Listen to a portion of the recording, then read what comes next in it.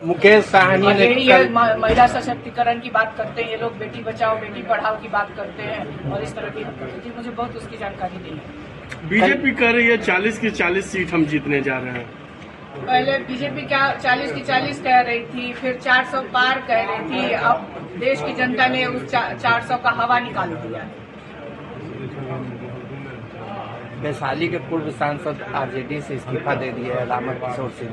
ये उनका अपना निजी, मैंने मीडिया के सामने बातों को रखी थी कि चुनाव के समय इस तरह की चीजें सामने आती हैं, हर एक दल के नेता इधर उधर जाते हैं। ये कोई देश का मुद्दा नहीं है, ये चुनाव देश का है, देश के नौजवानों का भविष्य का है, किसानों के भविष्य का चुनाव है। बार बार इधर उधर की मीडिया से खासतौर पर मैं कहना चाहूंगी कि आप लोग भी जो मुद्दों की बात हो उसको प्रश्न पूछिए। आप लोग जो भाजपा के नेता हैं, जो एनडीए के नेता हैं, जितने वादे किए थे आप उनको कोई क्यों नहीं पूछते हैं? या आखिर आप लोगों ने 14 में और 19 में जो वादे किए उसमें से कितने वादे आप लोगों ने पूरा किए? कि आपका भी कर्तव्य बनता है। कोई मुद्दा ही नहीं है ना उनके पास। अब वो सुशासन बाबू अपने काम क्यों नहीं जनता के बीच में गिरवा रहे हैं? मेरा परिवार कोई मुद्दा नहीं है ना। मेरे परिवार पे आरोप लगा के क्या बेरोजगारों को रोजगार मिल जाएगा, किसानों की आय दुगनी हो जाएगी, महंगाई कम हो जाएगी, बिहार को स्पेशल पैकेज मिल जाएगा, स्पेशल राज्य का दर्जा मिल जाएगा, बिहार में कोई फैक्ट्री लग जाएगी।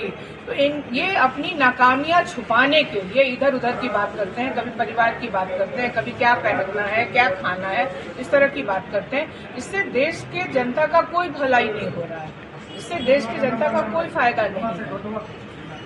लेकिन जिस तरह से नीतीश कुमार लगातार परिवारवाद पर आरोप लगाते हैं, क्या लग रहा है? बार बार बोल रहे हैं कि आप बताइए ना, चिराग जी कौन है? जमुई में कौन चुनाव लड़ा, नवादा में कौन चुनाव लड़ा, समस्तीपुर में कौन चुनाव लड़ रहा है, गया में कौन परिवार चुनाव लड़ रहा है? तो क्या ये लोग परिवार मतलब किसके परिवार के हैं? जो ओरिजिनल जो इनके सर्टिफिकेट में जिनके पिताजी का नाम है, क्या वो नहीं है? क्या कोई और है? क्या कहना चाह रहे हैं मुख्यमंत्री जी? मुख्यमंत्री जी थोड़ा पूछ लीजिए, जब भाषण में आप देते हैं तो थोड़ी अपना नॉलेज थोड़ा चेक कर लीजिए कि ये लोग किस परिवार से आते हैं। क्या ये उस परिवार के नहीं है?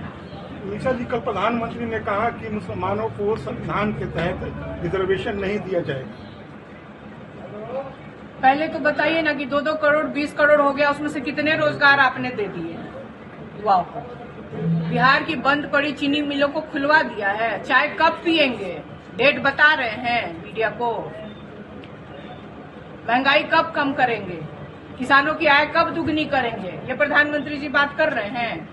मुद्दा विहीन चुनाव लड़ रहे हैं। जो 2 बार उनको मौका मिला 10 वर्षों तक एक भी काम उन्होंने नहीं किया जो वादे किए थे, और इसीलिए इस तरह की बात कर रहे हैं। आरक्षण को लेकर वीआईपी के 8 वर्षों तक देश में डेवलपमेंट किया है, देश के लिए अच्छा काम किया है, तो उस आधार पे आप क्यों नहीं वोट मांग रहे हैं जनता के बीच में?